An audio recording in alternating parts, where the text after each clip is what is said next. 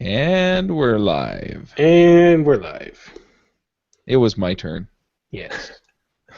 Since you've got the controls. I gotta Like leave if in I hit about stop, like I've 40 got the minutes. stop button right here. Cheater. I think it's funny when we're all signed in as Entreprogrammers. That's because you sent the link for that specific version of it to all of us. Oh, Oh, I is that how did? that works? Yeah. Oh, I see. Okay, so we're all entreprogrammers. Yeah. Cool. It's not easy to become an entrepreneur. All you need is a link. That's right. That's right. No more excuses. Just link. Yep. So where are you at this time, John? I'm still in London, but in about 40 minutes I have to leave to to head toward the airport to go to Iceland, and that will be pretty much the last. I'm going to be staying in New York City for like 2 days, but aside from that, that's the last leg of my trip, and I'm tired of traveling. Yep. Had enough. I'm getting So- grumpy. So are you staying in like the city in Iceland, or are you traveling around the island, or what? We'll be in Reykjavik, which is the city in Iceland, Uh-huh. Yeah. and I'm not sure how how central we'll be, but There's we're a street in Reykjavik that got renamed to Darth Vader. You should go find nice. that street and take a picture of it. I don't know if they've officially changed the sign yet, but it was recently passed. They had some public community vote thing on what to rename a street, and so they renamed it the word that is translated as Darth Vader in the Awesome. movie. Yeah, this is this is when democracy goes too far. Or not too far enough. They vote on all kinds of crazy stuff there. I guess someone was telling me they're voting on whether or not they should pay the UK back their debt that they Oh, like Greece? no, well, yeah, or should we just not pay? So That was my, a little ridiculous. my answer, this is what I don't understand about this whole thing, right? Okay, you're not bankrupt if you have assets. Yeah. And you have land, which is an asset. So I think what should happen is if you can't pay your debts, if you're a country and you can't pay, if you're a state, let's start with states, like California, right? California should be part of Idaho and Nevada and all the states that can be financially responsible. They should all get a piece of California because California should have to sell off part of its property to pay its bill. You can't just say I'm bankrupt because Right. you have assets. And then countries should have to do the same thing. So they should have said, "Oh, dang, we can't pay our bills." And then Germany should have just said, "Well, Crete looks pretty nice. I mean, I'd like to have a little piece of Crete. I'll give you a 80 million euro for that. How about Crete?" Yep. That's Well, how it or should at go. least, so there's a difference too. I mean, out here in Utah, it's a major issue that the federal government owns so much land, especially since legally they were supposed to have turned it over to the state like 50 years ago or something. And yeah, and so everybody who runs for attorney general is like, we're going to sue the federal government. We're going to get our land back. But anyway, separate issue. So the federal government owns that land. It's not just, it's part of the sovereign, United States. Mhm. They legitimately own that land. And so, yeah, I mean, they should, I don't know if, those parts of the state should then be, governed by the other states that have lent the money. But yeah, if they've lent the money, then yeah, they should cede those lands Exactly. and then, cede ownership of the land. And those states can then go in and, sell mineral rights or water rights or Exactly, yeah. This is you can't just bankruptcy is kind of crazy. I like how they used to do it in the old day. You know what they used to do in the old day when you didn't pay your debts? Free in jail. They put you in jail where you couldn't pay your debts. It was Mhm. like a catch-22. It was Yeah. okay, you can't pay your debts because you're in jail. You can't Well, work. it was So- worse than that though, because they would put the only person that was legally allowed to pay the debt into jail, yet they would Exactly. hold the families responsible for continuing to work off the debt, Mhm. which Yeah. literally meant that the people would never be able to because they weren't legally allowed to, so they ended up becoming slaves of the people to which the original person owed money. I mean, it was a giant, horrible scheme to create legalized slavery in countries where slavery was illegal. And that's what I call a deterrent. Yeah, but overall, you gotta have penalties for this stuff. But maybe not that severe. Maybe not that severe, but you got to have some kind of, Yeah, but if somebody goes in and takes away California's TV, and then sells it so that somebody else can watch it, or build a resort in a part of California that California doesn't want it, right? Like, look, well then. Yeah. Well, no, the land just doesn't belong to California anymore. It belongs to whatever state owed it. They just can sell it off. Like, yeah, no, you're not bankrupt while you still have assets. So So Utah so if they owe Utah money, then Utah sells the land, and then if they sell it to some land developer, and the folks aren't happy with that, they're going to vote the turkeys out that lost that land. Exactly. Yeah. And maybe there's a redemption period. Maybe there's a buyback. It's like, yeah. Okay, well, it's like within 5 years you can buy your land back if you pay, the interest on the debt that you owed. That'd be fair. But John Simon for president, 2016. There we go. I will make you pay your debts, sucker. We'll just call him Donald Trump.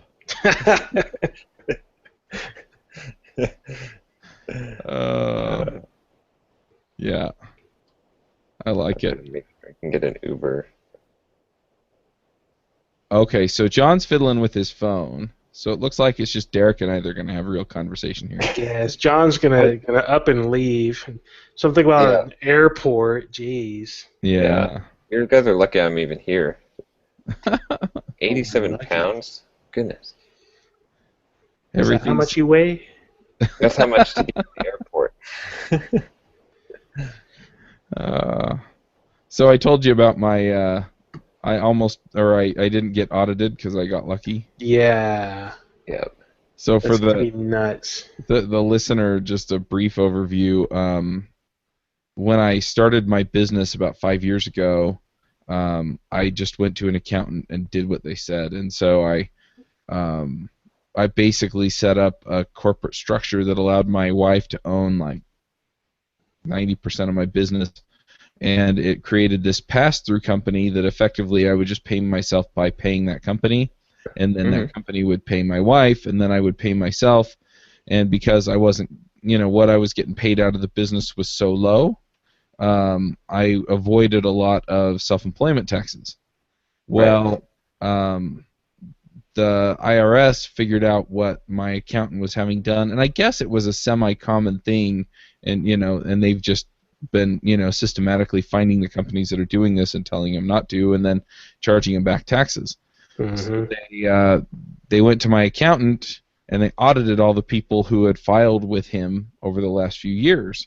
And the thing that's interesting is that he hired a partner for his accounting firm, and sorry, my wife called for a second. I texted her back and said, I can't talk. Anyway, he hired a partner at the accounting firm, and that partner actually filed my taxes for the last 3 years. And so since I had filed under a different provider ID, I didn't get audited. And so now I'm filing as an S-Corp, and I've got to change the way I pay myself, and I have to start paying payroll taxes. And I went and talked to him yesterday, and I said, what exactly does this mean? And he's like, well, it means that you hopefully don't get audited. No promises there. And then, we're just going to have to do a couple of things to change your corporate setup. So anyway, if you go to an accountant, because I did have the risks explained to me when I did it, and then I thought they sounded like acceptable risks. But anyway, make sure you understand what the risks are with the approach that you have recommended to you by professionals. Now I'm still going to have the accountant manage a lot of this stuff with the S-Corp thing, and the way he has it set up, I've talked to a few friends of mine, it's the same way they run things. So there's no mystery there, and it's the way that the IRS recommended that they change things for these clients. But Yeah, make sure you understand what's going on, what the risks are there, and what you have to do in order to manage everything properly. There's a couple of interesting things too there. I mean, obviously, like um, there's a lot of different levels of risk, right? It's Hmm. very much. I talked to a tax lawyer who's different Mhm. than an accountant, Right. and he basically said like there's no tax laws. There's interpretations of tax laws, Yes. and there's a level of what you can prove is whether or not you intentionally like violate or where there was sufficient cause to believe that this could be interpreted in such a way that you have evidence and there's various levels of risk all along that spectrum of what you're willing to take. Mhm. And he said, personally, I would be pretty close to as risky as possible, just because on an odds basis, right, you're going to be better off in the long run by playing the risky as possible that is not criminal, like obvious criminal intent. Right. Uh, but it's interesting. Like you should know what any professional that's doing for you. Because I've been burned by an Hmm. accountant too, right? Like I made a huge mistake, and this guy screwed me over. I actually had to sue him in court and then settle, and he ended up paying me. But he cost me my credit history because like he basically did not file an appeal it was a long story, but anyway, my mistake was not knowing what he was doing, Right. and so I think like when you hire a professional, especially a CPA, it's one thing like to hire a professional, but you need to know exactly what they're doing and why they're doing it, Right. and that's what I've learned. Like my current CPA, I know it just as well as she does. Like she does the calculations, but I know exactly what, like, okay, show me the law, show me how you're interpreting Mhm. this, show me exactly how we're doing this calculation. What are we doing here? What is all this? Like, why are we doing this? Why, and I know all of that, and I can verify that. And I would say almost like, one step I should be taking it even further than that, and probably anyone should be that has a significantly large business, is I do this actually with contractors when I have significant work done on my house or something, is I hire a second person to evaluate the first person. They're not going to actually do the job, and so you could actually find another CPA that was well recommended or that was reputable, and just say, I'm not hiring you to do my taxes, but when I hire a professional, I always hire a second to evaluate them because I'm not in a position, not being a professional, to evaluate you or evaluate Uh-huh. them. So how much would it cost me to just have you double check what they did, or to give me an Right. opinion on what they did? And that's going to give you like that second level of defense, because the chances are, right, if someone's doing something totally screwy, the chances of two people saying, "Oh yeah, that's fine," is so low that I think that's probably the next step that I'm going to be taking. And I've done this before with all kinds of, with anything that I don't know about. So like I know nothing about woodworking, right? And so I had this guy do some work in my house, and I just hired another contractor to go, and the whole job was just evaluate what he did. Did he do a good job? Did it make sense? Did he make mistakes? And I paid not a very large amount of money because Mhm. I mean, Right. hell, that's easy money for someone who's a professional, right? They just come in and they look at someone else's work and say why it sucks or why it's good. Hmm. And it's money well spent in that case. So that's probably the same case I would guess with a CPA. Yep. And I ask a lot of questions. He was Yeah, kind of giving me this look like anything else by the time I was done. exactly. But you But it's got to know all this stuff, oh because yeah. my first CPA, he was totally like, oh, he was like, trust me, I know what I'm doing. Like you don't like, and I was like, no, I kind of want to. He's like, no, you're kind of insulting me. Like Mhm. trust me, like you're hiring a professional here. So I was like, okay, I'll back off. Like and that was Yep. just, I never will take that again. Like that was a lesson learned. Yeah. Like never take someone who says that. Like you have to explain yourself. If you can't explain yourself, then I'm sorry. Like not I doing got my business. CPA through my lawyer. This is my lawyer's CPA. So Yep. I was pretty confident in my CPA's legitimate status just based on who I got the referral from.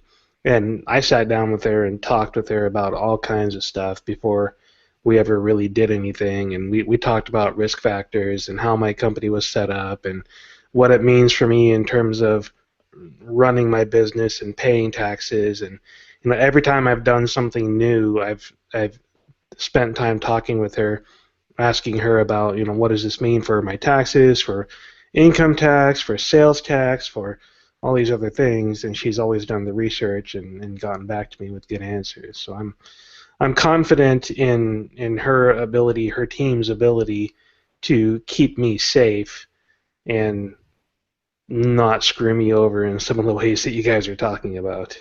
Yeah, well, I understood. I mean, the risk for me was just that I'd have to pay a little bit more in Medicare and whatever. But you know, self-employment tax, it can be. Yeah, basically, that's what self-employment tax is. It's Medicare. Yeah. And, it's easy for me now though, because like I can pay myself a fairly low salary as self-employed to avoid some self-employment tax. And if the IRS says, well, why are you only paying yourself $60,000 a year? I can say, well, I did go to Europe for 3 months, and I mean, you know, I don't do a lot of work. Like, I mean, it's obvious, like that, like it's justifiable. So, yeah. Apparently, under an S corp, you have to pay yourself a reasonable salary, and they have like some schedule that you can look at. And so my accountant just went and looked up web developer, and he said, "Oh, a reasonable salary for a web developer, according to this, is $50,000." And I kind of went, "Okay." Yeah. Yeah, I was talking with somebody else recently. Self-employment on or whatever on that. I was talking with somebody else recently who was going through a similar situation and had to adjust how they had their corporation set up and pay themselves a quote reasonable salary, and what they came up with their accountant was $50,000. Yeah. And that's fine. Like, what the people that are getting busted for this, they're the ones who are paying themselves like $0 or like $20,000 a year. Right. And really, like, seriously, it's not worth it, because that's just stupid. Because what's the difference on the self-employment tax between $20,000 and $50,000 or $60,000? Like on that $40,000, it's 7.5%. So 7.5%, 10% is $4,000. So 7.5% is like no, self-employment tax 15%. Well, you're right, because it's not just your half, so it ends up not being a huge amount of money. Like it's not worth the risk for. Yeah, the risks that I take are the things that I actually deduct in my taxes. Yeah. Because I have a home office, my CPA is like, well, we're going to deduct, water and electricity and phone lines and house cleaning and yard maintenance and all these things that you don't normally deduct, because I have a home office, and if I ever have anybody in my home office, it needs to look like a professional, legitimate business. Do you file joint? Yes, because my LLC is a pass-through to me as a sole proprietor. So maybe that's why you're not filing as an S corp and paying yourself as an employee, because I think if your wife makes sufficient enough amount of money, she does, then you're going to hit the self-employment cap. So you're already paying the max amount of self-employment tax, because the max amount of self-employment tax is hit around like something around like I don't know, it's like $80,000 or $90,000. So like in order for you, like if you're going to pay yourself an employee, like if you've got a spouse that makes somewhere in the upwards of 80K or so, if you're going to pay yourself a reasonable salary of like $50,000, then you would be hitting the self-employment cap anyway. So like there's no point in doing that, so you might as well just pay the. Yeah, she makes a fair amount. I won't mention specifically what she makes, but she makes a good salary. We would survive solely on her salary if we had to. Right. We'd have to sell the house and move into a small apartment, but we'd survive. It wouldn't be the end of us. We wouldn't be homeless by any means. Yep. Right. So so that's probably why it would make sense in your suit. Because I was trying to figure out, well, how could you possibly not file as an S corp and not, like, it would make sense to avoid self-employment tax for you, but I think that must be I've been reconsidering that again as well, because the further down this rabbit hole I get of building products and services, the more I want shielding from one business to another. And right now it's not a big deal because I've only got Watch Me Code and my consulting stuff. But if I ever launch another business and it starts to take off, then I'm probably going to have my CPA adjust my business structure again. Yeah, I've actually been thinking about that, because I have devchat.tv, and then I have all of the remote conferences, and I've got some SaaS products I want to build. But at this point, none of them create enough income to make it a target through any of the others. So yeah. Actually, Derek, I take that back. I think the limit is 250,000 when you're joint. Like I was thinking of a single person. So you might actually rerun it through the calculator or look with your accountant again and just run the numbers and see if you paid yourself, if you filed your LLC as an S corp and paid yourself, if you would save money, because you might save like $5,000 to $10,000 a year on taxes. Yeah, I probably should. I mean, we do really well for taxes, anyways. All things said and done, I save approximately 30 to 35% of my income just to pay taxes, and I usually end up with only about 20% actually being paid. So I end up having a nice chunk at the end. I gotta answer this call. So. Yeah. Yeah. So anyway, the other things I had going on this week, early bird ended for Angular Remote Conf, and I've been Nice. following my marketing plan for the most part. There are a couple of things on it that I just haven't gotten around to doing. I just haven't had time, and I'm not going to kill myself to get them done. But so far, the conference has brought in over $10,000 in ticket sales. Wow, that's awesome. And yeah, we're still a month out from the conference, and I've got people buying tickets trickling in. I'm talking to a couple of groups about buying tickets. I think I'm going to easily double that before the actual event, and we'll have a whole bunch of people there. So yeah, so I'm pretty sure that things are going to work out pretty nicely there. And then yeah, I have a sponsorship spot that just opened up on Ruby Rogue, so I'm trying to fill that. It was one of the year-long ones that, you know, they were like, well, for the rest of the year, we're not really going to sponsor podcasts, but we're looking at January, and we really want to come back in January. And I was like, well, if I give someone else your spot, they get to keep it if they want it in January. Right. So yeah, I've been dealing with that. And then Toastmasters had a speech contest yesterday. Okay. And I was the contest chair, so I had to organize everything and make sure the speakers were all briefed. And for the evaluation contest, I actually had to confiscate their notes. And so, because the way that it works is you have a kind of a test speaker, which is the speaker that they all listen to and then evaluate.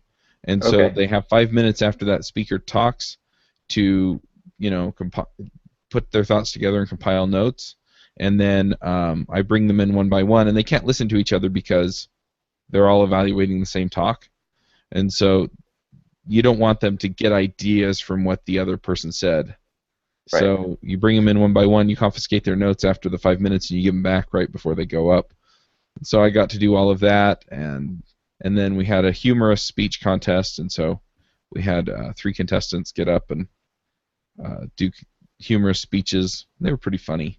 And then yeah, it was super stressful leading up to it. There were a couple of things I was scrambling for during the thing, and then now I'm done. That's nice to be done. I still want to join the Toastmasters. I'm thinking about doing that when I get home. You should. It's awesome. It's made me a much better speaker. It's helped with the podcasts. And there are just some great people in there, so I can't say enough good things about it. There's the other thing I've been thinking about doing is picking up acting lessons again. I'd like to, after seeing a Broadway play here, I was like, I miss doing that. That was fun. Do you sing? I don't sing, not really. So, but yeah, non-musicals, I suppose. Yeah. So have you done any more Periscopes? No, I haven't for a while because I've been so busy. Yeah, I've done a couple, but I keep forgetting to either hit the button or it's not obvious where the button is where you say, go tweet this.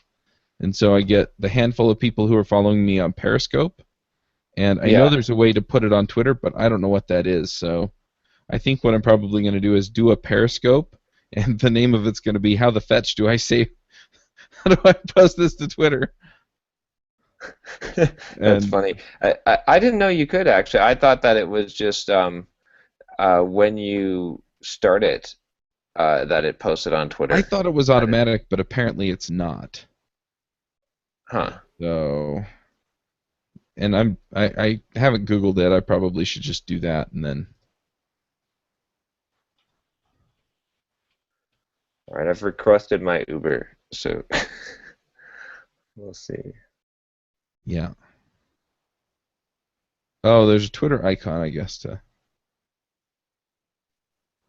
But yeah, I want to use it more. I was thinking about I need to record the screen when I do it so that I can use it in on YouTube video as well. I saw Pat Flynn did a few of those. Yeah, you can. There are a couple of services that you can use that will capture your periscopes, and so then you can use them other places. On my iPhone, also when I'm done, it says, "Do you want to save this to your camera roll?" And so then you have a copy of it on your phone, and then you can send it to Dropbox or something. Yeah, the only problem with that is it's the vertical alignment. So like if you capture the screen, then you can capture the screen and it shows like the like you want to capture the screen as a viewer. Yeah. Well, what you sense. see on Periscope is what they see, including the hearts and the replies. So. Right. Exactly. Yeah. So you want to capture it from that perspective. You don't want to have it on your camera roll because it'll just be the one. No. It sideways video. But it'll be sideways video with all the stuff in there. Right. So. Oh yeah. What I missed, I had to answer that call as follow up from my son trying to get more testing done. Oh, that's fine. We talked about the Toastmaster speech contest. Okay. That I put on Thursday. Not a lot to report there, but it was fun. We were just talking about Periscope, and I also mentioned that Angular Remote Conf has now sold over $10,000 in tickets. Nice. And so, yeah, chasing that down. So it's all been interesting, and yeah. But back to Periscope, I'm trying to figure that out.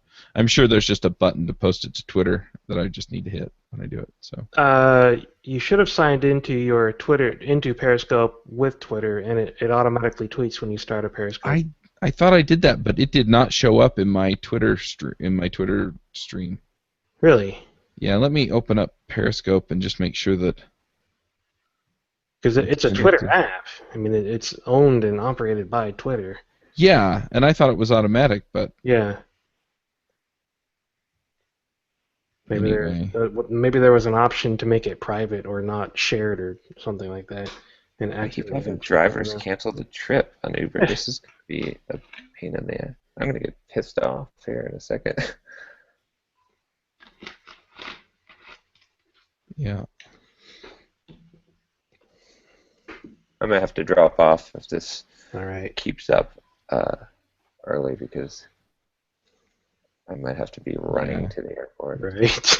Good luck. But like a taxi or something. Just flap your arms. Yes, totally. You're flying into Iceland anyways, right? Yeah, that's right. You can just swim there. Just pull a Secret Life of Walter Mitty and hop on a fishing boat and jump off the side. I should watch that movie. Someone told me it takes place in Iceland. Yeah, a huge chunk of it is in Iceland, and it's such a good movie. I haven't seen it. My wife is a big fan of the original.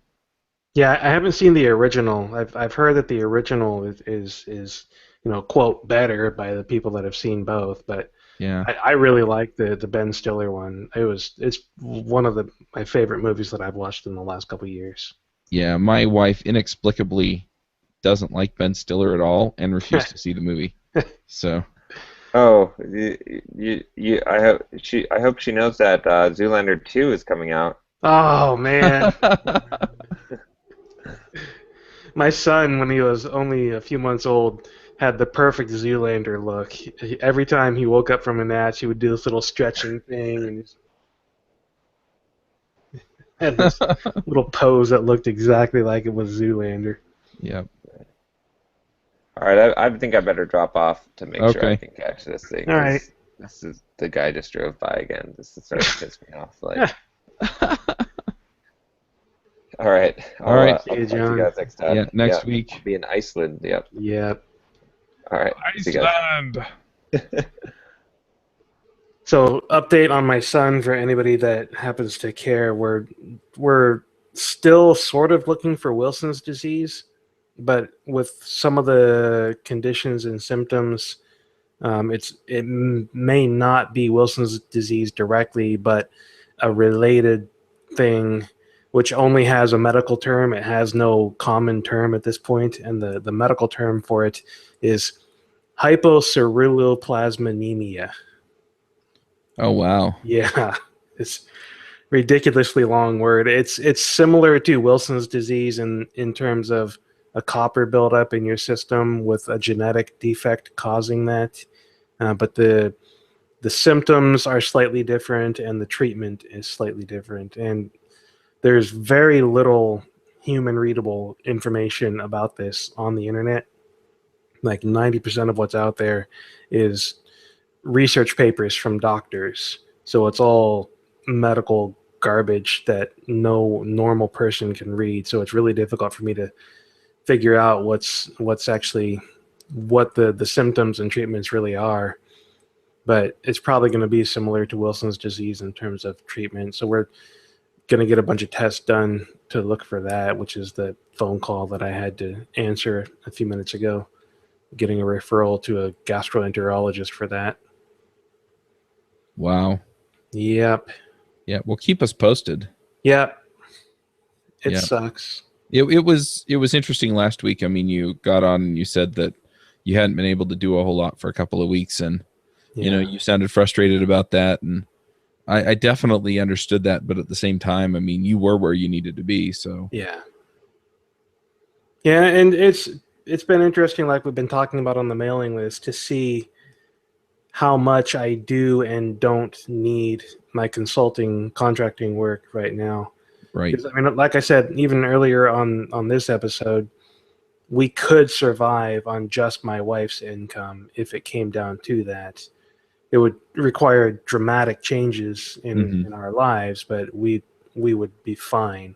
Right. But even if I didn't do my contracting work anymore, because, you know, like for the last 2 weeks, I had to take care of my son, when, you know, we would not have to make as dramatic a change in our lives. We'd have to still make some adjustments to account for the loss of income, especially when it comes to paying off the debt that we have right now. But we'd be able to get it done. Yep. So it's good that I'm at that spot right now. I'm seriously concerned about losing that ability, because I am losing subscribers on Watch Me Code. I'm down below 340 subscribers right now from my peak of 375 6 months ago. And it's very concerning. You know, at the same time, I have brought in 1,500 in sales of the RabbitMQ stuff this month, but even that is not selling like it should be. I mean, I've had 1 or 2 people use the JS Jabber code, 4 or 5 people use the .NET Rocks code, a couple of other people that have just stumbled into it from whatever else and not used the code. So it's selling like slightly less than 1 a week right now. Right. Which is really frustrating, especially considering all the effort I put into plastering it in front of the development world. I think I'm just again, it's a case of me doing things backwards, building the product and building a solution and finding a problem, and then also my inability to market this thing appropriately, which is partially caused by me doing this backwards. Yeah, well, I've also found that the developer market is kind of weird.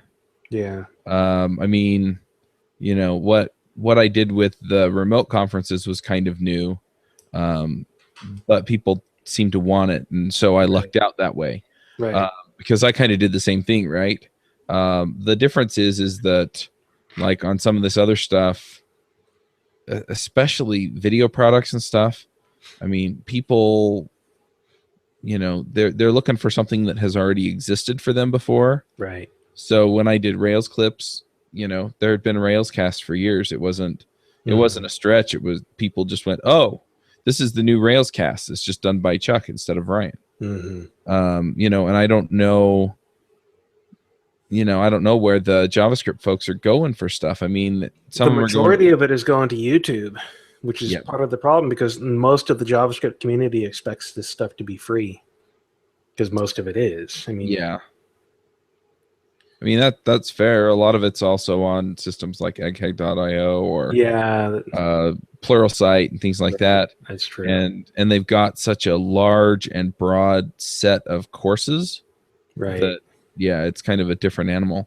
Yeah, I mean, I've had people comment on learning RabbitMQ and saying, "Oh, I was reading this in your blog and watching this RabbitMQ course on Pluralsight and had a question about." It's like, well, okay. Yep. I mean, Pluralsight is the 8,000-pound gorilla in the room. Yeah, and they keep acquiring more companies that do training, so they're just getting bigger.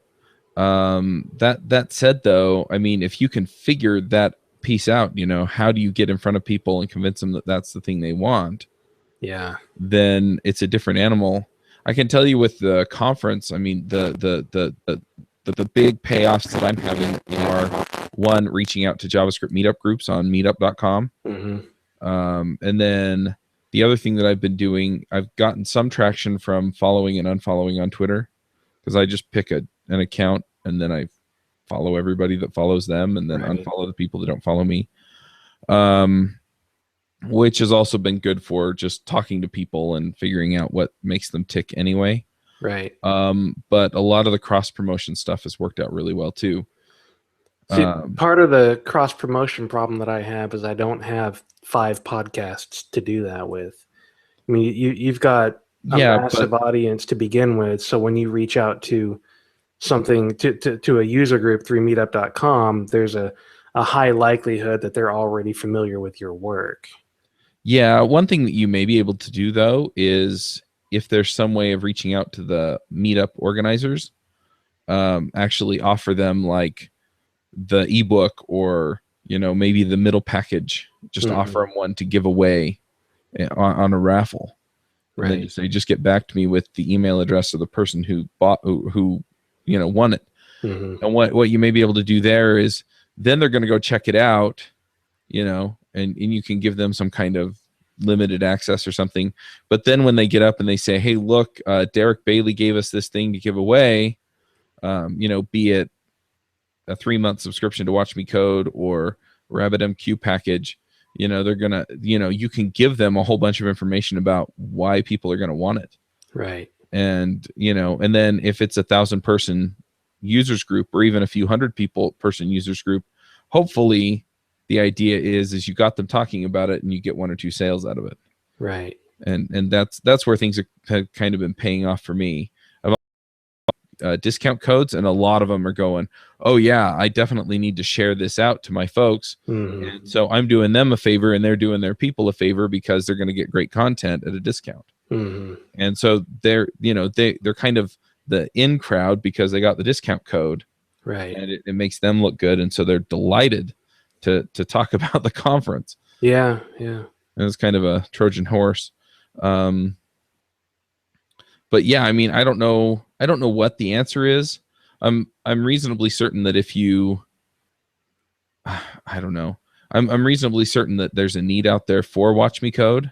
The RabbitMQ videos are a different animal. Yeah, but the Watch Me Code videos, I'm pretty well convinced that if you took 3 to 6 months and just focused on marketing it and getting the word out and talk to everybody about it, I'm pretty sure that you could significantly increase your subscribership.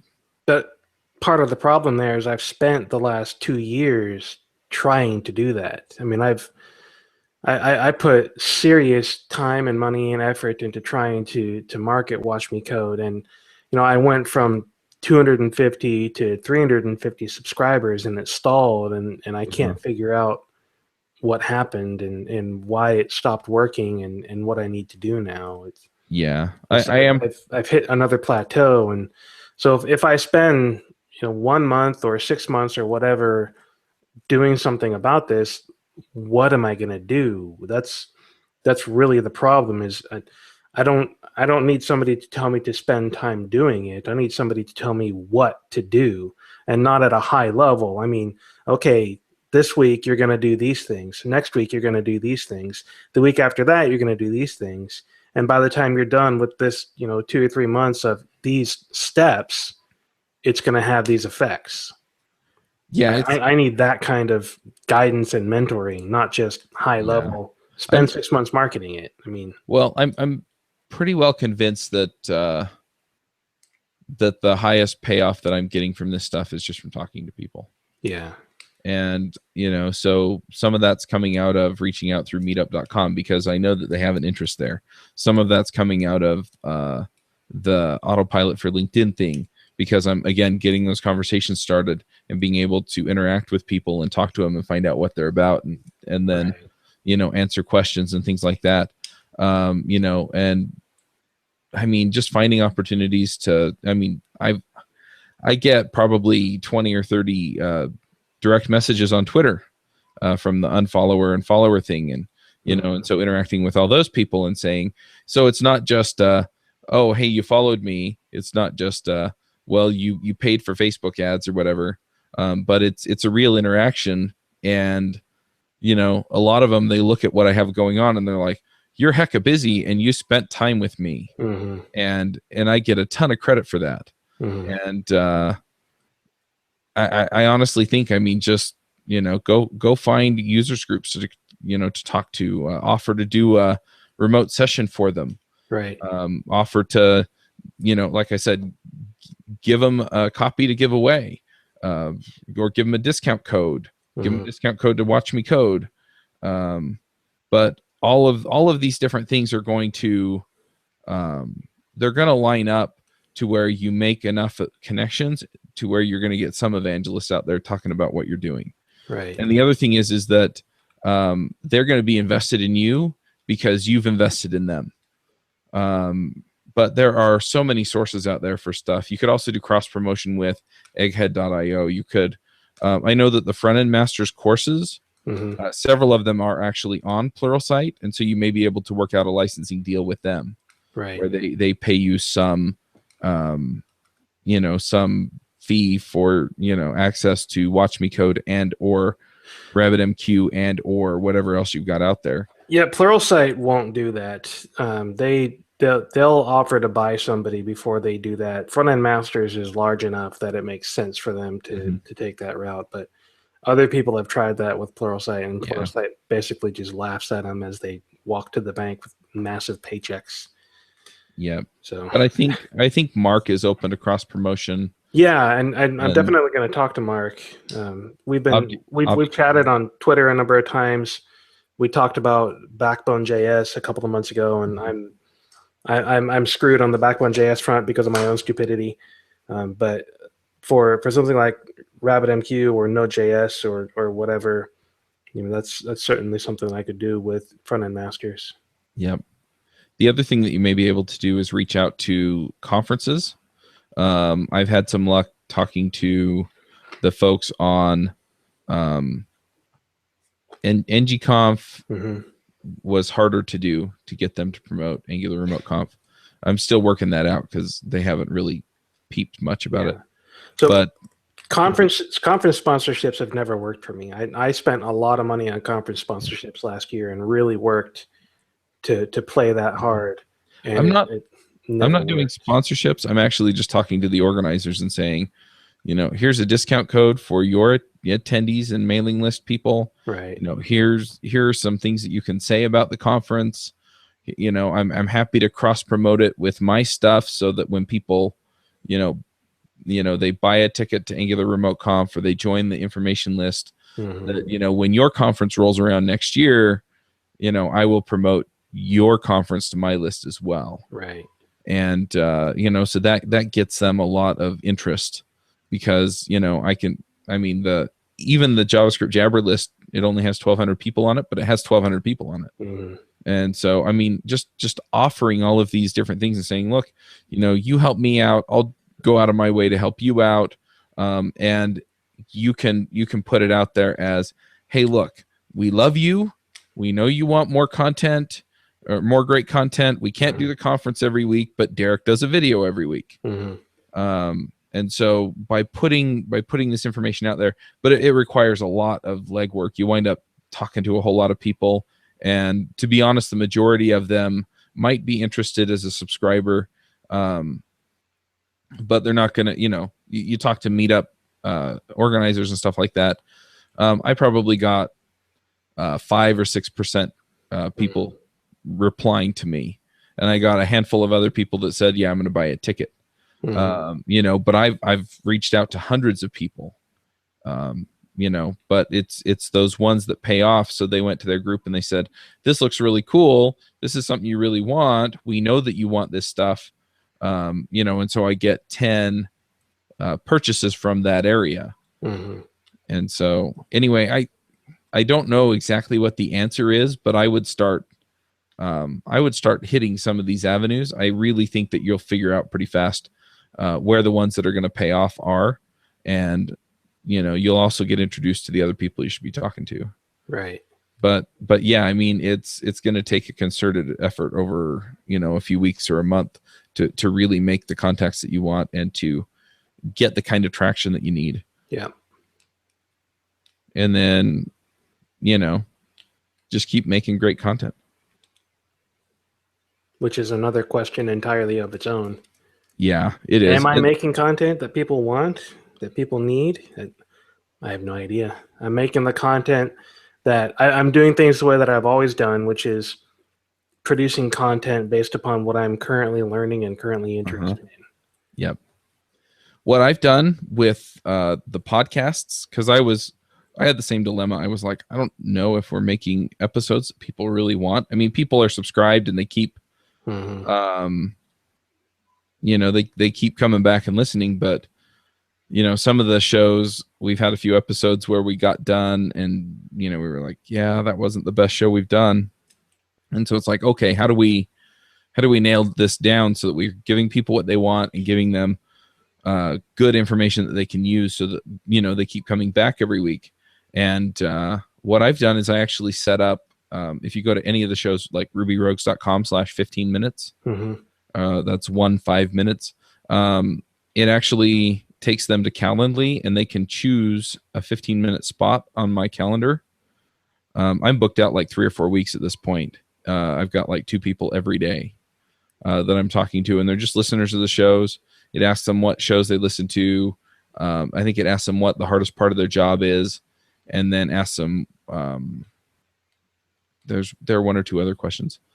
But what that does is then it gives me the opportunity to get in and talk to them and really figure out, okay, this is a person, like yesterday I talked to a guy. He was out in Cape Cod visiting his parents. He's from the LA area. He went out there with his girlfriend. He's been in business as an entrepreneur for like ever, and he's just getting into development because he found it difficult to find the right developer to do the job in the startup that he was currently in. And so he kind of picked it up himself, and now he's making a career transition. And so when I start thinking about the details for JavaScript Jabber or Ruby Rogues, which are the ones that he listens to, I'm thinking, okay, how can I make a difference for that guy? And he told me these are some of the episodes I really liked, and here's some of the feedback I've had. And it's really funny because some people, they get in and they're all serious and they're like, yeah, these are the 5 things that I think you could do better. And then I get other people and they're just like, it's really cool to talk to you. And I kind of have to tease out of them, okay, which episodes did you really enjoy? What did you find yourself using from the show? I had a couple people say, oh yeah, like the Babel episode, I started using Babel and I got into ES6. It's been a few weeks, and just stuff like that where you can just really narrow it down. Find out what they're working in, find out what technologies they're using, find out what techniques they're using. But then you get this sense of who's out there on the other end, and I think you'll be able to target your videos better that way. The other thing is you'll build a better relationship with the customers you already have, and that helps with loyalty and retention. But the other thing is that you really do kind of get them.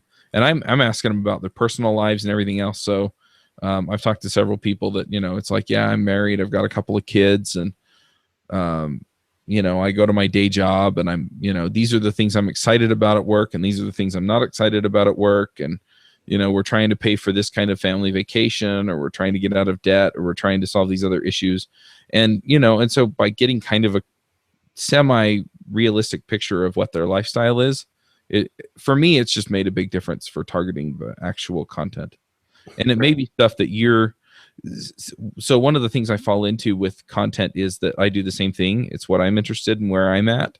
And in a lot of cases, there's other stuff I know that I just kind of take for granted that I could do 10 videos on, or, 3 hours worth of podcasts on, that I don't even realize I know that somebody else wants to know. And so by talking to these folks, it's like, oh yeah, we should definitely do an episode on finding a job, for example. Or I've had a couple of people say, yeah, I'm kind of at that place where I'm trying to decide if I want to go on and get a master's degree in computer science or something like that. And, and so we have a real conversation about it. And I'm like, this would make an interesting episode where we actually talk about the purpose of higher education in the software market. Right.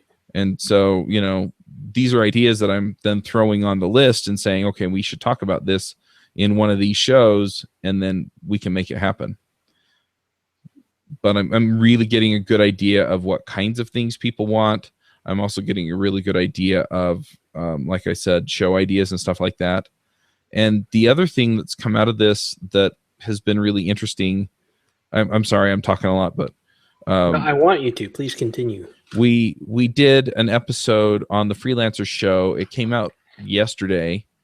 It was with Sunny Bunnell, and she works for Motto. She's co-founder of Motto, which is based in Dallas. Okay. And they're a marketing agency, branding agency more specifically. And so we had a talk about which archetypes our businesses fall under. And so it was, there are all kinds. There's the jester archetype, and there's the sage archetype. There's the explorer archetype. And so if you can kind of figure out what your company's archetype is, then you can start to focus your message around that, and it makes it a whole lot more cohesive and expresses better who you are. And so, I kind of went through some things where I was like, oh, well, when we started out with Ruby Rogues, we were thinking rebel archetype. But as the show has progressed, it kind of went more toward the sage archetype. And now talking to our customers, I'm really getting that the things that we do that really resonate with them, which to me says this is who we really are, actually falls under the explorer archetype. And so, now I'm looking at all the branding and all of the messaging and the way that we phrase things and stuff like that.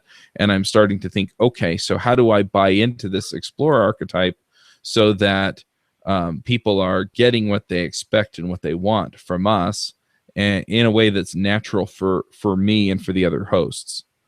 And so, you may find by talking to people that they see you in the sage archetype, or the explorer archetype, or the ruler archetype, or I don't know. I'm just throwing them out there, or the rebel archetype, or the jester archetype. And it's like, yeah, these parts of your personality are the parts that make your videos shine. And then you can kind of embrace that as far as, okay, I want to come across and sell things as the sage, or, I want to kind of take people on a guided exploration of whatever it is I'm talking about. And, and by kind of going with that, then you can say, all right, here's our map. Here's our, here's where we're going off the trail, and things like that. And just stuff like that, where it may be able to help you figure out, okay, I'm making explorer videos. I'm not making, explain the technology from the manual videos like a sage would, or, I'm not offering this kind of advice like a sage would. I'm actually walking somebody through the woods, and I want to and plan to deviate from the trail and lead people into a new frontier one way or the other with their career or their technology or their job or whatever, and figure those things out, and then you can really start giving a really convincing and cohesive brand and message with what you're doing. Right. You should go listen to the episode. She explained it way better than I did. That sounds interesting. But and it takes some time and some thinking about it to really dig into what that means and what it means to you. But at the same time, for me, once I put my finger on Explorer and I start digging into what Explorer means, both from their description at Motto and from the other sources on the internet that kind of explain what an Explorer is, and I've got kind of in my head some other examples of just going into uncharted territory and being like the Lewis and Clark of software. It's like, okay, so that means I shouldn't be afraid to do these specific things, and I should leave these other kinds of things to other people. Right. So anyway, I talked a lot, but a lot of thoughts. Yeah, that's good stuff. But yeah, I mean, ultimately, there are probably things about what you're doing that I don't understand, and I think you're going to have to come to those and come to terms with what they mean on your own. But I'm hoping I can give you some ideas and at least point out some road signs and let you kind of figure out which ones you want to go down. Well, that's half the problem right now is I see. I mean, I'm standing in the middle of the a road that is 8,000 miles wide and 8,000 miles long, and it's pavement everywhere. Which direction do I go and why? And I don't know. I've never really had that kind of focus. And I've been trying to create that kind of focus on my blog lately with more of a direction in architecture and messaging and whatnot. And I think that's already having some success.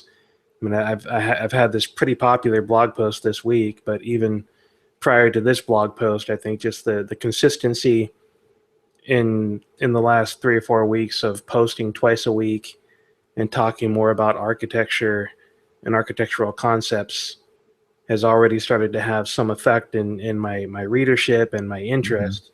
People are starting to see some of this stuff coming together.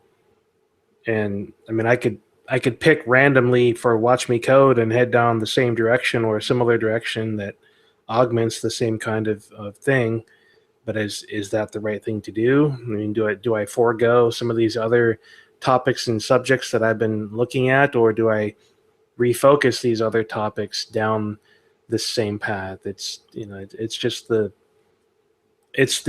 endless questions of which direction that I go and why. That's what's killing me right now, is because I've never been able to answer those questions, because I don't know which one's going to be the most successful for me. I don't know which one's going to make me the happiest. I don't know where that crossover between what you love and what you do well and what people will pay you for. I don't know where that is for me in terms of the content I'm producing with Watch Me Code. I think Watch Me Code in general answers all three of those questions for me. That I don't have any problem saying that, but within Watch Me Code, where are those answers found? Yeah, well, so you did mention a couple of things that I kind of want to grab onto and talk about.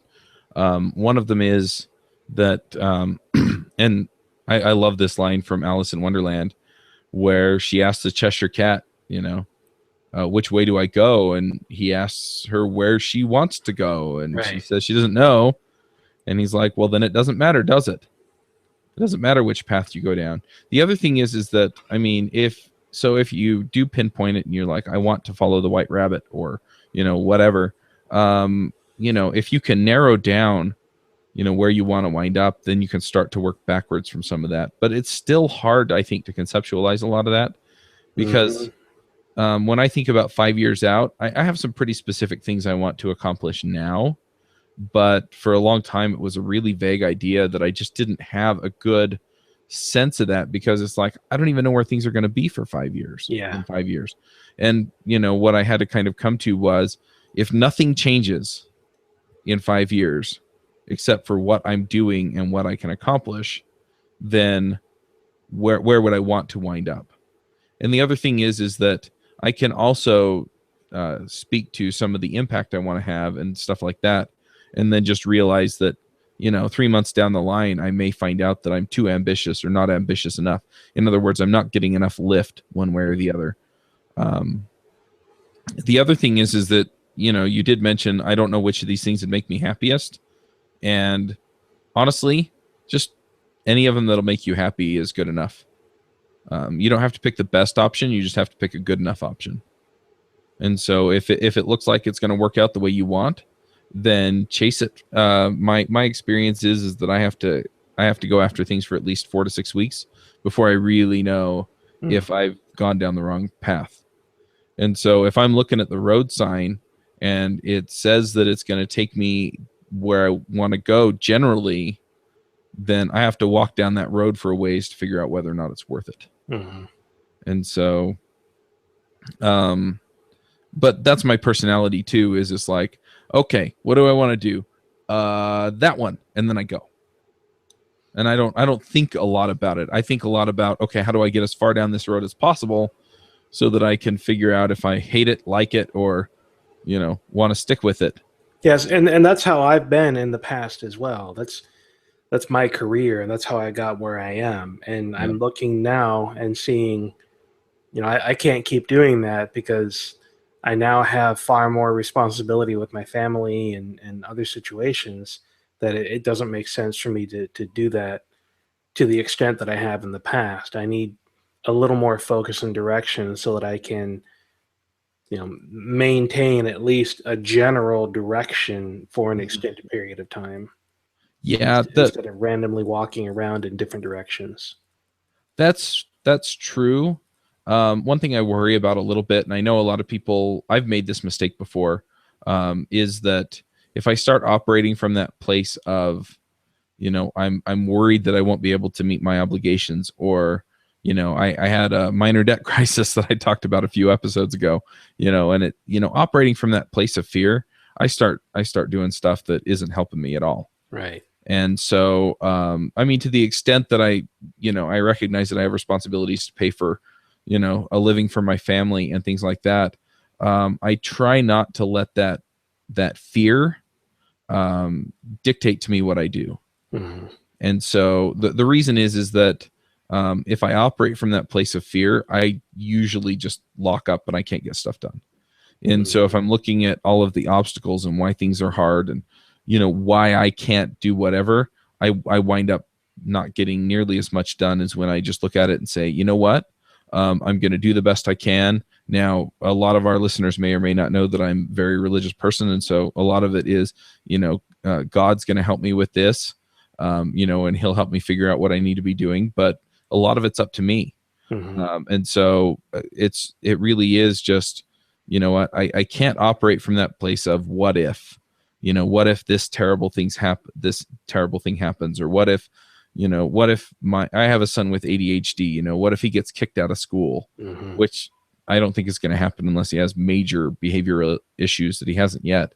But, what if this comes up? What if that comes up? What if this other thing happens?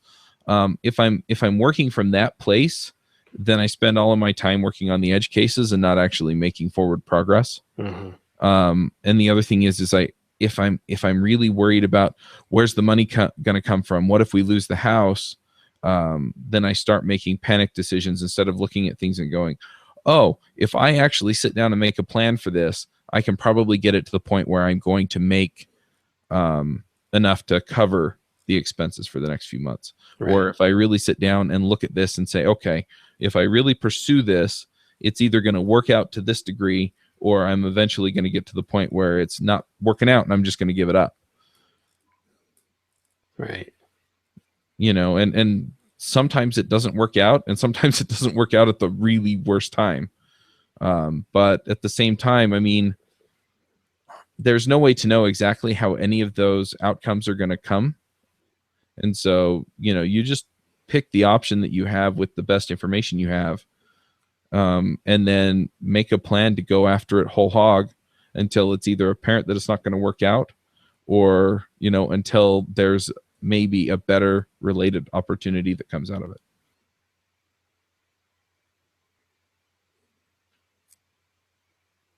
Mm-hmm. I'm sorry, I'm preaching a lot. No, you're not. You're telling me exactly the things I need to hear. Well, I'm I am. I'm trying to help, but ultimately it comes down to you and where you're at and what what decisions you see in front of you, and then what you think you can, you can explore to go after.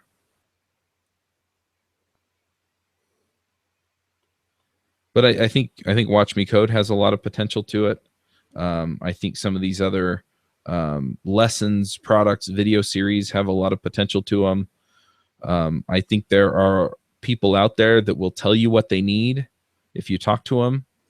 And there are people out there who will help spread the word if you can show them that there's value to the people that they serve. And I think that's a big part of what I'm missing right now is I don't have any kind of consistent and constant message other than just a stream of tweets constantly. And that's not really driving any kind of real traffic. I mean, I mention Watch Me Code in my blog posts every now and then. If I talk about something that I've done a video on, then I mention it at the end of the post. But that's not really getting out there and doing the legwork. That's kind of haphazardly letting people stumble onto it. Yep. Yeah, and the messaging on Angular Remote Conf is exceptionally clear, right? You get the conference experience without the travel expenses. Right. And, you also get top-notch talks because those folks don't have to travel either. Right. And, I mean, if you can narrow down your value proposition to a couple of sentences and, which I've never been able to do. 3 or 4 serious points on there, yeah. I've come up with a dozen different value propositions in the last few years, and I've never stuck with one of them. I've never really focused on it enough to where it was actually making a difference. Because I always want to change it. I always think, oh no, it should be this. Oh no, it should be that. Oh no, it should be. Yeah, I'd pick one, commit to it for 4 to 6 weeks. I don't even know how to write a good one. Is part of the problem. I mean, I can we can talk. I'm willing to get into the weeds with you. I've talked to a lot of JavaScript Jabber listeners, and a lot of what I'm getting out of it is, the JavaScript world is moving really quickly. It's really hard to keep up, which I think is a terrific message, honestly, that you could put on Watch Me Code. It's just like, hey, look, it's moving fast. Let's get some solid JavaScript principles down that are going to last. And then we'll cover some of the newer technologies that can really solve your problems. In other words, it's going to help you keep up, but it's also going to give you the foundation you need to stay consistently valuable over the next 5 to 10 years. Another one is, I want, people are they're still looking for good sources to learn at beginner levels more than intermediate levels. Which is an entire discussion on its own. Beginner versus whatever. There will always be more beginners than anything else out there, and there will always be an influx of beginners. But it becomes tremendously taxing to consistently stay in front of that beginner market, because what the beginners are looking for changes every month because of the speed at which the industry is moving currently. That's a plus and a minus, though. Right. The reason is because you can start with the beginners. You can pick up the crop of beginners that are going to be coming in for the next 6 months to a year. And then, once they trust you as an expert, then you can continually build products for that group of people. But then I'm transitioning out of the beginner area into the intermediate, and my audience is immediately dwindling. I'm no longer going to have fresh people coming in, I'm going to be focusing on the people that I already have, or at least that demographic and skill set of the people that I've brought up with me. And that's kind of where I am now. Is when I started Watch Me Code, it was JavaScript fundamentals, and it's gone on and moved into more advanced stuff and newer frameworks and tools. And I'm kind of catering to that level of audience where people understand JavaScript, but they need to know a specific tool and an architecture. And and I mean, I could, this is the same question. Where do I focus? What do I continue doing? Do I go back and update the beginner material and refocus it and put more out there, or do I continue down the, and I quite honestly I don't want to stay in the beginner path. It's too it's too open-ended. Yeah. The other thing to keep in mind, though, is that none of these decisions are permanent. Yeah. So, I mean, if you spend a couple of months refreshing your beginner content, to the detriment of the people that want the advanced stuff, who would then complain, oh, you're just redoing all of your old stuff and not putting out any new material. Well, I don't know. I mean, the other thing to consider is, can you take an extra hour every week and update one video? Or, I don't know. I mean, I'm just throwing ideas out there, but, it doesn't have to be an all or nothing thing right now. Right. So, spend an hour, spend 2 hours, or spend one day a week. I don't know what your schedule looks like, so you'd have to, fit that in. But, if you're updating the older fundamentals content and saying, I'm reworking this and refocusing it, and your consistent people who are at the other end of the spectrum, who want the architecture stuff, are getting their stuff every week, just as you always have done, then they're not going to complain. And in fact, they're probably going to tell people they're bringing into the industry, he's got a great selection of beginner stuff that he's been updating. I don't know if I have time to do that, though, is part of the problem. It's already taxing to write 2 blog posts, do 1 video, and stay on top of contract work. Yeah. I mean, and this is having cut Signal Leaf entirely. Yeah. This is already paring things down.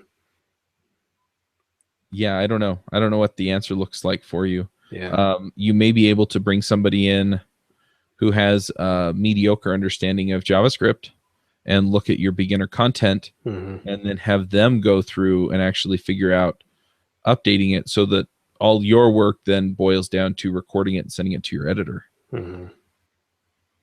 And then you just pay them for their time, or you could pay them a cut of whatever, new content brings in, or, you find some way to make it worthwhile for them. You offer a mentorship. Right. I mean, I've worked out deals like that where I've gotten stuff from mentoring somebody for a little bit of time. Yeah. And it didn't cost me anything else. And that was when I was time rich and money poor, and that worked out. But there are a lot of options. You don't have to do it yourself, but you can still, have your hand in it and make sure that it, it's your style, it's your whatever. But I mean, you've got great content in Watch Me Code, and there's no doubt about that. And so at that point, it's just a matter of, making sure that people know what they're getting, and getting in front of as many people as you can, and then making sure that the content is relevant. And so with the older stuff, I mean, you could do updates on it. I know that Ryan Bates actually was going back and doing, he was re-recording. Re-recording his older ones in order to get them up to date while producing a free one and a paid one. Yeah. I mean, he burned out faster than a stick of dynamite. Well, what he was doing was, so he had a free one that came out every week or every other week. I don't remember exactly what his release schedule was. It was paid ones were a free one and a paid one and an updated old one every week. I mean, he was really doing 3 a week at the end. But he backed off from that a bit, right? And just did, so some of the premium paid ones are going to be updated ones instead. Right. And the other thing that you can look at is, maybe put out a few more free videos. Yeah, which I was doing for a while. I had a pretty good run of free episodes on YouTube, and I've got a fair amount of traction on YouTube. I mean, nothing like what John has, but I've got 430 subscribers and 60,000 views on YouTube. Yeah, one other thing you might be able to get away with too is John Lee Dumas has a free podcast course. And so he put out, I think it was a 20 podcast series that just explained podcasting. Mm-hmm. And then he has, you can go to his mailing list and you can get emails that have like text descriptions of everything in the podcast course. And I think there are actually some videos too where he, if you click on the links in the emails, then you can go check out the videos that show you how to do some of the podcasting stuff. Right. And that's all lead generation for Podcaster's Paradise. Mm-hmm. And so if you had a free cohesive introduction to JavaScript that, is 10 to 15 episodes long, another 10 to 15 5-minute videos. And I know this is a lot of work, but, you've got to find some way of garnering that interest, and it's going to take you time one way or the other. But yeah, then, so you have the videos, you have the podcast, and you have the email course. And then at the end of the email course, it says, here's the pitch. I actually have more content. Mm-hmm. You can have it right now. All you have to do is go sign up for Watch Me Code. And if the content for that JavaScript course hits it out of the park, then you'll have people signing up. Right. But, I think there are several different ways that you can figure that piece out, and then, just figure out what works for you and take the time to do it. And yeah. But I don't think there's a free lunch here. I think one way or the other, you're going to have to go pound the pavement to get people's attention and that's then certainly the truth. Show them the value. Right. Have to get people's eyes on it, but I also have to make it so that they can actually see the value in it. And I think that's continuously been one of my weak spots in Watch Me Code. Is it's really easy to see the latest and greatest episodes, but it's really difficult to see where the value is in the older episodes and the longer series that I've produced. How many videos do you have in Watch Me Code at this point? The numbered episodes, I'm at 96, and if you count all of the non-numbered episodes, I'm at like 115. Yeah. I mean, that right there is also a good selling point where you can get over 100 episodes or over, I don't know how long they are, but over 20, 30, 40 hours of video training on JavaScript. Yeah, I've been looking at Laracast recently, studying his site design and layout, and he's got his categories page, which I have, and then he's got a series page, which I don't have. I kind of sort of have series in my for sale download purchases, but I've been thinking I need to refocus those to be, here's this great series. If you're a subscriber, you can go watch these right now. If you're not a subscriber, you can go buy them as a package. And I started taking that approach for a while, and then with various things that I was trying to do to garner more subscribers, that got pushed off to the side and is now kind of hidden. And I need to bring that back to the front and have that angle again. I still think though that I think you have a traffic and interest problem more than you have a what's on my website problem. Well, part of the problem with interest is not knowing what's there. Yeah, but how much traffic do you get that's not directed? Yeah. Or subscribers? How much of that are you getting to your? I have no idea. That's another one of my problems. Because if you're looking at traffic you're getting to the website, then you can figure out what your conversions are. Right. And if your conversion percentage is north of a couple percent, you're probably doing really well, and that's probably not your problem. And so if you have, let's say you have a 3% conversion rate, you know, then what you want to do is you want to turn the hose up, Mm-hmm. you know, and maybe that's a good place to start, is just figure out where things are dropping off. I mean, if you're getting, you know, 100,000 visitors every month. That's where I spent a lot of money this year.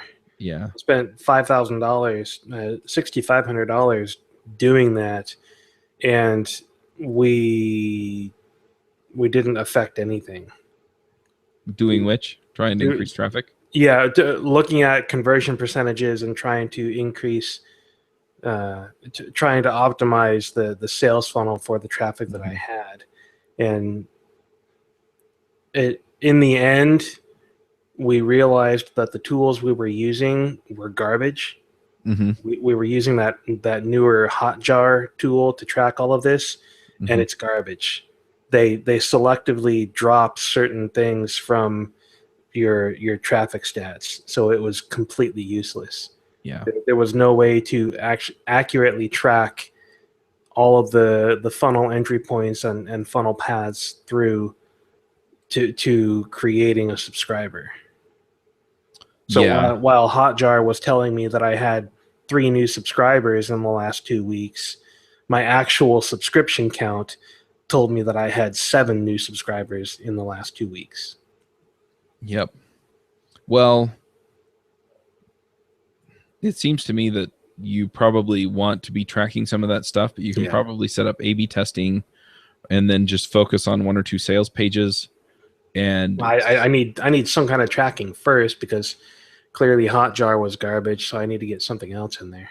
Yeah. But from what I see, you know, you can do some of these experiments, but you have to let them run for a few weeks or a month. So, you know, you can set those up and see what they are, but then you've got to go out and figure out how to get as many people through those pages as possible. So you can either figure out my sales message is off, or, you know, these traffic sources don't work out, or whatever other things you're pouring into this. But my guess is that if you set up, I don't know how many sales pages you have or anything like that, or landing pages, but I just focus on 1 or 2, see how much traffic you can push through it, and then see if you can identify what some of the issues are there. Mm-hmm. Because if you try and focus on all of them, or you try and focus on the whole site, or you try and focus on and that's where too many other sources or things like that, then you know you're not going to have, you're either not going to be able to evaluate the data, or you're not going to get the kind of data that you need in order to say this is working, this isn't. Right, and that's where that's what we were doing. We decided to ignore all of the landing pages and all of the one-off sales and everything, and focus entirely on homepage, sign-up page, customer. Yep. And even with that direct of a funnel, Hotjar was totally screwing me. They weren't recording everything. They were dropping information left and right that should have been recorded, and we optimized things based on what we saw in inaccurate and incomplete data. Yeah. So fix it. I don't know. Yeah, no, I need to. Yeah. Yeah. It's but yeah, and then pump as much traffic through there as you can. Go talk to as many people as you can. I mean, if you have to go sell them one by one, you know, if you can sign up 30 people in a month, and 30 people next month, and 30 people the month after that, you know, you're eventually going to get to the point where you have a large enough subscriber base to where you can quit contracting, or quit some of the other things that you've got going on, or focus more heavily on Watch Me Code or whatever. But honestly, if you, let's say you're only signing up 20 or 30 people a month. 15. But let's just say that you can go out and individually sell 30 or 30 more Watch Me Code subscriptions every month. I mean, well, half the problem there is, let's say I do that, and I get people at a full price, $14 a month, and I can manually talk to people. I mean, one-on-one, which takes, you know, anywhere from 15 minutes to an hour. I mean, we're talking about $420 a month. Yeah, but it's also $420 next month that you don't have to work for. For a lifetime value of probably $1,200 each month. I mean, it. So I have. I don't know where I'm going with this. I'm frustrated. Yeah, I know. And yeah. it doesn't seem like it's worth the manual effort to get $14. I can talk to you for an hour and you'll give me $14. I mean, yeah, but the flip side is you're getting other value out of that too. And the other thing is if you reach out to them next month and say, hey, how's the subscription going? And they'll say, it's been great. I'm also dealing with this. Then you get content and other things out of it. Yeah. The other thing is if you have that personal touch, they're going to tell other people to go check it out. True. Finally, the thing that I'm really driving at is, let's say that you can pick up one new subscriber for, okay, let's just say an hour. So that's, so for 20 new subscribers or 30 new subscribers, that's 20 or 30 hours a month. Mm-hmm. That's an hour a day. Maybe a little bit more, maybe a little bit less.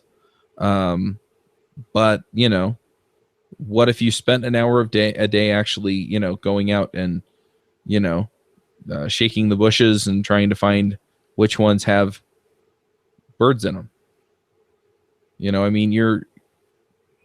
I think eventually it'll pay off, and it's just a matter of figuring out where these people are and talking to them. And, I think I am pretty well convinced that you'll gain traction by talking to these people and figuring it out. The other thing is eventually you'll start having the same conversations with multiple people, and you'll know that that's what you need to be putting onto your sales page. Right. But it's a completely different thing. If I go to your website, I poke around for a few minutes, and then, maybe I'll sign up, but maybe I won't. Versus if I talk to you and you explain the value of it to me, and I go, oh, okay, that's something I want, and then I go sign up. Right. And, and then again, it's like, hey, I met Derek. He's a great guy. I had a great conversation with him about what I'm doing. He has a handful of episodes in there that are related directly to what I'm doing. There are a few others in there that I want to go check out because I want to explore what those can do for me. And then, somebody else goes and looks at it and says, oh, okay, I see now you're saying that there are these things in there, and that's what I'm looking for too. And then, they sign up too. And so you start getting word of mouth going and things like that. Right. But it's not going to happen just off of the website, and it's not going to happen off of buying ads on Google and having them click through to your website. Right. It's actually going to take some real work and rapport for these people to go, okay, I'm buying into the thing that Derek is making. Yeah. I think the way that Railscast took off was people wanted the content. Ryan was super personable, and people started talking about it in the community. Mm-hmm. And and then by the time he went pro, he had enough of a subscriber base that just said, yes, we want more of this. But a lot of these other websites and systems, again, they're out at the conferences meeting people that I know that a lot of the Pluralsight authors go out of their way to meet people so that, again, it's not just to get people to go check out their courses, but there's a lot of that happens, that people meet a Pluralsight author and then they go sign up for Pluralsight and check out their courses. Mm-hmm. And it's because they have that connection. And so if I go to watchmecode.com or .net, am I seeing this? Am I making that connection immediately? Because if I'm not, then it's a much harder sell. But if I'm going to that website and then I'm interacting with you, then I want to buy, because I know that I'm getting Derek Bailey every week. I'm getting your expertise. I'm getting your personality. I'm getting your, whether you're upbeat or whether you're not.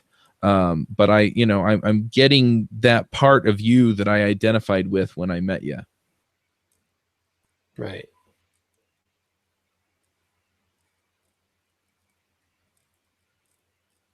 And somebody is trying to call me from New York.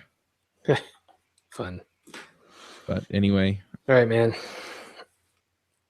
I'm throwing a lot at you, but yeah.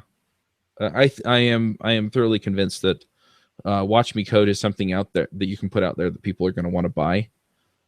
It's just a matter of getting it in front of those people. Mm-hmm. So our listeners are probably tired of me talking. But well, we're a 2-man show today, so we can wrap it up short. I'm okay with that. Is there anything else you have going on that you want to talk about? Not really. I don't know. I already gave an update on my son. I still haven't been able to get very many hours in my contracting work this week. Yeah. I'm still recovering from the last 2 weeks. It's